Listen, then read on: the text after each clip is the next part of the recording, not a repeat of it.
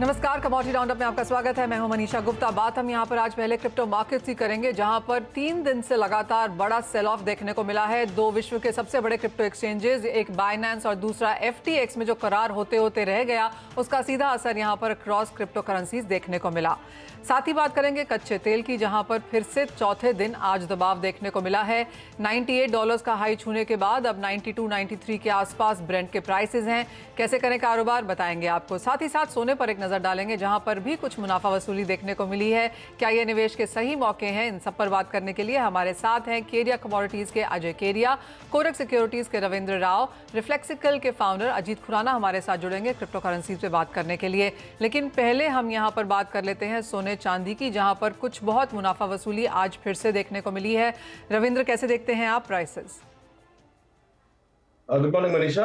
Excuse me Manisha, मेरे हिसाब से गोल्ड में हमने एक टेक्निकल ब्रेकआउट देखा है। इनफैक्ट मैं ये भी कहूंगा कि जो यूएसए डेटा पॉइंटर्स आए थे पिछले वीक में, we saw SM manufacturing data, उसके बाद हमने US non farm payrolls data देखा, US non manufacturing PMI data देखा। I think everything disappointed. US non farm payroll हालांकि थोड़ा सा मिक्स था, लेकिन फिर भी मैं ये कहूंगा कि जो जॉब एडिशंस है अक्टूबर में वो थोड़े से स्लो हुए हैं, तो उस वजह से गोल्ड को एक अच्छा खासा सपोर्ट मिला। In fact all the commodities have got a support, क्योंकि डॉलर में हमने एक वीकनेस देखा और डॉलर फिर से एक बार 109.50 के आसपास आके वहां से फिर से एक रिकवरी दिखा रहा है।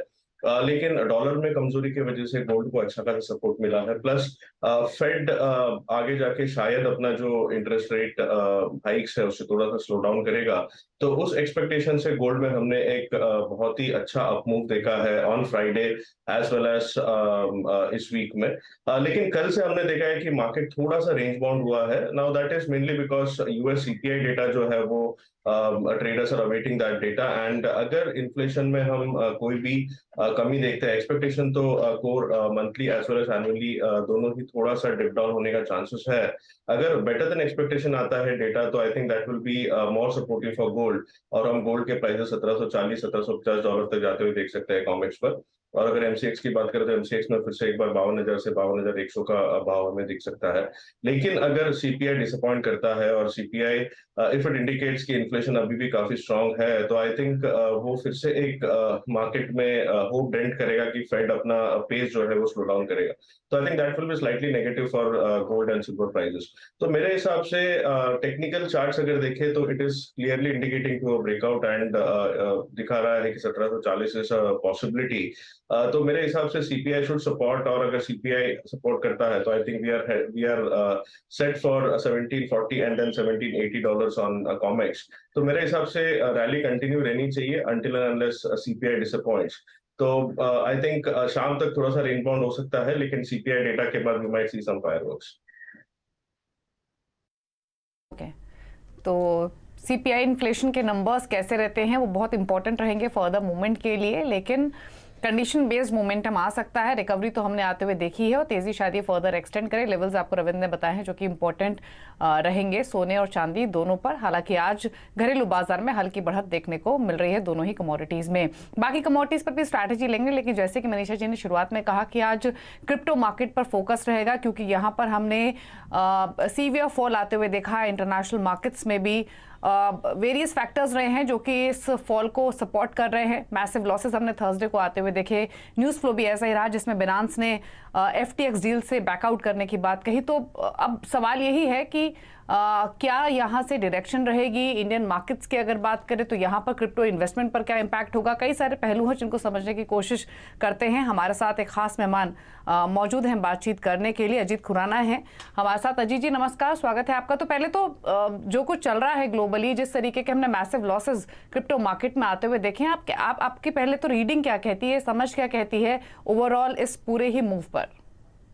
ऐसे कई बिजनेस मॉडल्स हैं क्रिप्टो मार्केट में जो कि बस जो तेजी का दौर होता है उसी में रह सकते हैं, और जैसे मंदी आती है तो वो पूरा बिजनेस कोलैप्स हो जाता है। पहले हमने वो इंटरनेशनली सेल्सियस में होते देखा, इंडिया में वर्ल्ड में होते हुए देखा, और अब पिछले एक दिन में FTX में होते भी देखा है। यदि ये दौर बढ़ा रहा, जो कि मेरे अनुमान में और कुछ देर बना रह सकता है, तो कुछ और प्रोजेक्ट्स यानी कि बिजनेसेस फेल होते नजर आ सकते हैं। अगर ऐसा हुआ तो और बहुत मार बढ़नी बाकी है। मगर ये अगर आखिरी मार थी तो यहां पर शायद कुछ समय प्राइसेस स्थिर भी रह सकते हैं। अजीत, क्लियरली लास्ट टाइम जब बाइनेंस इतनी ज़्यादा न्यूज़ में था वो तब था जब वजीर एक्स को लेकर बातें हो रही थी कि एक टेक ओवर जो 2018 में अनाउंस किया गया वो 2022 में हमने बहुत बैक एंड फोर्थ होते हुए देखा। बाइनेंस अब फिर से यहाँ पर खबरों में है FTX को लेकर, और ये विश्व के 2 सबसे बड़े क्रिप्टो एक्सचेंजेस हैं। जिस तरह का बैक एंड फोर्थ हमने ट्विटर पर आता हुआ देखा है, कैसे रीड करते हैं आपको? आप कहेंगे ऑडिटिंग, कंप्लायंस, रेगुलेशन सभी की बहुत ज़्यादा कमी रही?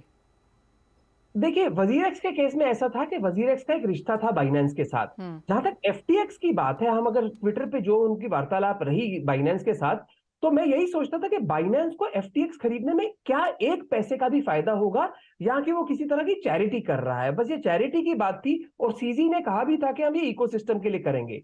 लेकिन बाइनेंस के शेयर होल्डर्स को या स्टेक होल्डर्स को इसमें कोई फायदा नहीं था, क्योंकि जो FTX के निवेशक हैं, यानी कि सॉरी जो कस्टमर्स हैं, वो बाइनेंस के कस्टमर्स भी पहले से थे। तो बाइनेंस को कोई फायदा इसमें नहीं था, तो ये होना ही था। ऑलराइट। जिस तरह का सेल ऑफ हमने फिर क्रिप्टो में आता हुआ देखा है, और सबसे ज़्यादा FTT तो खैर एक नोटिव टोकन था FTX का जिसके ऊपर बहुत नज़र नहीं है, लेकिन जो एक कंप्लीट सेल ऑफ हमने सोलाना में आते हुए देखा, करीबन 55% की गिरावट इस एक हफ्ते में। एक्चुअली पिछला एक हफ्ता हम यहाँ पर अगर देखें तो बिटकॉइन में करीबन 20%, इथेरियम 24%, यानी कि जो अपनी वैल्यूएशन का 1/4% ये क्रिप्टो करेंसीज खो चुकी हैं। क्या लगता है आपको, कब तक एक स्टेबिलिटी आएगी? जानना जरूरी है कि ऐसा क्यों हुआ। क्या ये सिर्फ इमोशंस थे या कोई फंडामेंटल रीजन भी था? फंडामेंटल रीजन ये था कि सोलाना जैसे आपने एग्जांपल दिया, और ऐसे और भी टोकन है, उनके जो इन्वेस्टर्स थे वो वही थे जिन्होंने कि FTX में, FTT में मार खाई है। तो उन्हें दूसरी जगह अपना लॉस कवर करना पड़ रहा है ताकि वो लिक्विड रहे, सॉल्वेंट रहे। मेरे ख्याल से अब तक पूरी तरह सॉल्वेंसी कवर नहीं हुई है, तो कुछ देर और, शायद एक आध दिन और भी हम ऐसी मार देखें। लॉन्ग टर्म के लिए बोलना बहुत ही मुश्किल है, क्योंकि लॉन्ग टर्म में ये इंडिविजुअल फैक्टर्स, इंडिविजुअल कंपनीज मायने नहीं रखती। तो यानी ये मान के चला जाए कि आने वाले कुछ दिन जो एंटायर क्रिप्टो स्पेक्ट्रम है उसके लिए फर्दर और थोड़े क्रूशल हो सकते हैं। लेकिन अगर इंडिया पर्सपेक्टिव से बात करें तो already crypto market regulated market नहीं है, RBI की अपनी करेंसी आने की बात हो रही है। ऑलरेडी जो कंफर्ट था इन्वेस्टर्स का वो ऑलरेडी प्राइस मूवमेंट की वजह से कम हुआ है। क्या आप इंडिया इम्पैक्ट क्या देखते हैं इस पर? बिकॉज जो निर्मला सीतारमन जी ने टैक्स, और खास करके TDS, टैक्स भी नहीं TDS जो इंट्रोड्यूस किया था, इससे ट्रेडिंग वॉल्यूम बहुत कम हो गया था, क्योंकि हर एक ट्रांजैक्शन पे TDS लग रहा था। तो ट्रेडिंग वॉल्यूम 90 से लेके 95% कम हो चुके थे। तो इंडिया इम्पैक्ट जो है इन टर्म्स ऑफ जो लॉसेज हो रहे हैं इंडियंस को, वो वॉल्यूम में थोड़े कम हो रहे हैं, क्योंकि हमारे पोजीशंस वैसे ही कम हुए पड़े थे because of the tax status. और आगे जाके क्योंकि ग्लोबल कमोडिटी है, तो अगर सब लोग मार खाएंगे तो इंडियंस भी मार साथ में खाएंगे जरूर। जी हाँ, और हमने बनता हुआ देखा ही है। जस्ट एज मार्केट को लगा कि एक कंसोलिडेशन आने लगेगी, अक्टूबर का महीना थोड़ा बेहतर निकला, लेकिन नवंबर की शुरुआत यहाँ पर काफ़ी डिजास्टरस हुई है। और जैसे अजीत कह भी रहे हैं कि काफ़ी कुछ यहाँ पर समझना होगा, ये स्टिल ऑन गोइंग है यहाँ पर, और कुछ बहुत मार यहाँ पर क्रिप्टो जो इन्वेस्टर्स हैं यहाँ पर खाते हुए आने वाले समय भी शायद देखने को मिलेंगे। अजीत खुराना, बहुत शुक्रिया साथ जुड़ने के लिए, एंड एज ऑलवेज सारी तमाम चीज़ें अच्छे से हमें समझाने के लिए भी। आगे बढ़ते हैं, और एक और कमोडिटी जहां पर अच्छी खासी उठापटक देखने को मिली है वो है कच्चा तेल। इस हफ्ते में करीबन 6 से 7% की गिरावट हम यहां पर देख चुके हैं। $98 का हाई था और उसके बाद 92 के आसपास किस तरह यहां पर कारोबार होते हुए नजर आए हैं। आज कैसे देखते हैं आप कच्चे तेल के प्राइसेस को, और यहां से क्या करने की राय है? Very good morning. डेफिनेटली कच्चे तेल की बात करें तो जैसे हम उम्मीद कर रहे थे कि 75-7600 का लेवल एक बार दिखा देगा, बट 2-3 दिनों में हमने 3-4 इंपॉर्टेंट अपडेट देखी है। सबसे पहले हम जानते हैं कि नवंबर में ओपेक प्लस प्रोडक्शन बढ़ा रहा है। दूसरी ओर चाइना में फिर से कोविड कंसर्न बनना चालू हो चुका है। इन्वेंट्री में हमने कंटिन्यू बाउंस आते हुए देखा है, जहां पे हमने 3.93 मिलियन बैरल्स का इजाफा होते हुए देखा। ये तीनों एकाएक आने की वजह से हमने प्राइसेस में 7000 के करीब एमसीएक्स पे ट्रेड करते हुए देख पा रहे हैं। तो पहले जो लग रहा था कि मार्केट में सप्लाई स्क्वीज रहेगी जिसकी वजह से तेजी बन रही थी, वो अब धीरे धीरे पैड आउट होते हुए जा रहा है। तो कहीं ना कहीं डिमांड कंसर्न बने हुए हैं जिसकी वजह से ये ड्रॉप है। अभी भी उम्मीद ये है कि 22 जनवरी चाइना में न्यू ईयर सेलिब्रेट होना है, तो डेफिनेटली दिसंबर में एक बाइंग बढ़ेगी। बट जिस ढंग से इन्वेंट्री बिल्डअप हो रहा है, तो हमें लगता है एक बार प्राइसेस पहले 65-6600 तक एमसीएक्स पे, वहीं अगर हम ब्रेंट की बात करें तो ब्रेंट इस वक्त 92 है, जो मुझे लगता है 87-88 के जोन में एक बार आता हुआ दिखाई देगा। तो टेम्पररी मुझे लगता है कि कच्चे तेल में गिरावट कंटिन्यू रह सकती है। ओके, तो कच्चे तेल में गिरावट कंटिन्यू रह सकती है। ऑलरेडी हमने 2-3 सेशंस में स्पेशली गिरावट ऊपरी स्तरों से हावी होते हुए देखिए 7,000 के आसपास अब घरेलू बाजार में कर रहा है ट्रेड। लेकिन एक राय ले लेते हैं बेस मेटल्स पर, जहां पर आज भी हल्की बढ़त देखने को मिल रही है। स्पेशली एल्यूमिनियम, कॉपर, जिंक आधा से 1% की मजबूती के साथ ट्रेड कर रहे हैं और पिछले एक हफ्ते का अगर मोमेंटम देखें तो पॉजिटिव रिटर्न ही मेटल पैक से आते हुए दिखे। रविंद्र, कैसे देखते हैं मेटल्स की चाल को और क्या व्यू है इन लेवल से? वेल दीपाली, मेरे हिसाब से जो मेटल्स में टॉप पिक होगा वो कॉपर होगा, क्योंकि कॉपर में हमने काफी टाइम से एक कंसोलिडेशन मूव देखा था। लेकिन जैसे ही देयर वाज स्पेकुलेशंस की चाइना में शायद से जो जीरो कोविड पॉलिसी है उस पर थोड़ा सा ईजिंग होगा, हमने एक अपसाइड मोमेंटम आते हुए देखा है। हालांकि ये एक स्पेकुलेशन है, क्योंकि अभी भी चाइना में कोविड केसेस बढ़ रहे हैं और जो होप्स था कि शायद थोड़ा सा ईज आउट होगा, वो थोड़ा आई think that is fading out, और उसकी वजह से आई वुड से कि जो अपसाइड जाना चाहिए था वो अपसाइड हो नहीं रहा है। बट आई थिंक स्टिल मेरे हिसाब से जो डॉलर वीकनेस है वो कंटिन्यू रहेगा, और एलएमई के स्टॉक्स भी देखे तो काफी नेचुरल लेवल्स पर आए हैं। तो I think copper is the best bet among the base metal. Technical chart पे भी एक अच्छा खासा ट्रायंगल ब्रेकआउट है, जिसका टारगेट जो है वो अराउंड 725 के आसपास आ रहा है एमसीएक्स पर। तो मेरे हिसाब से copper short term as well as from intraday perspective एक बाइंग जोन में आ चुका है, और अपसाइड जो है वो 725 तक जा सकता है overall from short term perspective. इसके अलावा आई थिंक जिंक काफी रेंज बाउंड है। जिंक में अभी भी कोई मेजर डायरेक्शन मूव नहीं लग रहा है। आई थिंक 262, 263 से 268 का रेंज रह सकता है। Next commodity would be aluminium. I think aluminium में भी एक रेंज बाउंड मूव है, बट लोअर लेवल्स पे सस्टेन कर रहा है, और हमें लगता है कि प्राइजेस फिर से एक बारी 210, 212 तक जा सकता है। तो मेरे हिसाब से एल्यूमिनियम में भी लोअर लेवल्स पे खरीदारी किया जा सकता है टुवर्ड्स 201, 150, 202। इमीडिएट टारगेट इसका 205, 50 का होगा, लेकिन उसके ऊपर सस्टेन करता है तो I think it might move up to 208 and 209। Ravindra, break में जाने से पहले आपसे नेचुरल गैस पर भी एक व्यू लेना चाहेंगे, जहां पर भी इस हफ्ते अच्छी खासी उठापटक है। नेचुरल गैस आई थिंक जो फ्रीपोर्ट टर्मिनल है उसके डिले की वजह से थोड़ा सा हमने एक वोलेटाइल मूव देखा है, लेकिन ओवरऑल मेरे हिसाब से अभी भी एक ब्रॉड रेंज है। हालांकि थोड़ा सा पॉजिटिवनेस रह सकता है, क्योंकि लोअर लेवल्स पे हमने देखी है कि अच्छी खासी बाइंग आती है, प्लस विंटर डिमांड के चलते नेचुरल गैस में आई थिंक लोअर लेवल्स पे एक सपोर्ट रहेगा। From a short term perspective जब तक कि 460 होल्ड है, आई थिंक 520 से 525 तक के लेवल्स हम फिर से एक बार नेचुरल गैस में देख सकते हैं। तो I think from a short term perspective थोड़ा सा एक पॉजिटिवनेस कंटिन्यू रहेगा, लेकिन वोलेटिलिटी विल कंटिन्यू, और मुझे लगता है कि the range will be very broad, so trade with stop losses. Okay, चलिए, तो ये व्यू है नेचुरल गैस पर 489 पर ट्रेड करते हुए, लेकिन वॉलेटिलिटी हमने हावी होते हुए देखी है करेक्शन के बाद नेचुरल गैस में। चलिए रुक रहे हैं इसी के साथ एक ब्रेक के लिए, लौटेंगे तो कुछ और कमोडिटीज पर करेंगे चर्चा। जल्द वापस आते हैं ब्रेक के बाद। आपका स्वागत है और लेकर आएंगे गुआर सीड की पिक्चर आपके सामने, जहां पर अच्छे खासे गेंस के साथ आज कारोबार है। वो जो इंपॉर्टेंट लेवल्स थे 5,000 का गुआर सीड के लिए, 10,000 का गुआर गम के लिए, वो अब फाइनली हमने यहाँ पर स्क्रीन पे आते हुए देखे हैं। अजय, मुझे याद है हम गुआर समिट में भी बात कर रहे थे, उसके बाद भी आपसे गुआर के ऊपर बहुत बार बात हुई है और आपने खरीदारी की यहाँ पर राय दी थी, और जो सपोर्ट लेवल्स आपने बताए थे वहां पर गुआर टिकता हुआ नजर भी आया है। ये एक महीने की पिक्चर है गुआर की, जहां पर 11% के गेन्स हैं, और पिछले 3 महीने में 24% की तेजी हमने गुआर गम में आते हुए देखी है। तो क्लियरली गुआर पैक यहाँ पर ऑन द फायर। अजय, कैसे देखते हैं करंट प्राइसेस को? बिल्कुल, जैसे हमने अक्टूबर में बताया था कि अराइवल प्रेशर ऑफ क्रॉप को लेकर एक बार 45-4600 का लेवल दिखा सकता है गवार सीड, बट वहां से एक रैली करेगा। और बिल्कुल हम नवंबर की बात करें कि नवंबर फर्स्ट वीक 8-10 तारीख तक हम प्राइजेस को गेन करते हुए देखेंगे, और बिल्कुल उसी लाइन में चल रहा है। टाइमिंग मुझे लगता है एनर्जी पैक पे नजर रखना चाहिए, और अभी भी मुझे लगता है इकोनॉमी जिस से रिकवर कर रही है, नो डाउट चाइना का कंसर्न थोड़ा बहुत इम्पैक्ट कर सकता है, बट मुझे लगता है कि अगर 5150 का एक लेवल है, अगर ये ब्रीच होकर होल्ड हो जाता है तो इमीडिएटली 5400 का लेवल, लेकिन मार्च तक का व्यू मेरा बिल्कुल है कि 5800 से हम 6000 तक के लेवल देख पाएंगे मार्च तक। वहीं गवार का में एक इंडस्ट्रियल कमोडिटी, और जिस ढंग से रिसेशन का फियर पिछले 4-5 महीनों से चल रहा था वो डिस्काउंट हो चुका है। तो आई थिंक धीरे धीरे इंडस्ट्रियल एक्टिविटी बढ़ेगी, और खास करके फूड इंडस्ट्री और पैकेजिंग इंडस्ट्री, इनमें इनका यूसेज ज्यादा होता है, एनर्जी इंडस्ट्री में। तो मुझे लगता है गवार गम भी 10,800 से लेकर 11,200 का इमीडिएट टारगेट दिखाई देते। थोड़ा बहुत टेक्निकल पुलबैक मिलता भी है तो घबराने की जरूरत नहीं है, लेके काम करना चाहिए। ट्रेंड बिल्कुल पॉजिटिव है अभी भी।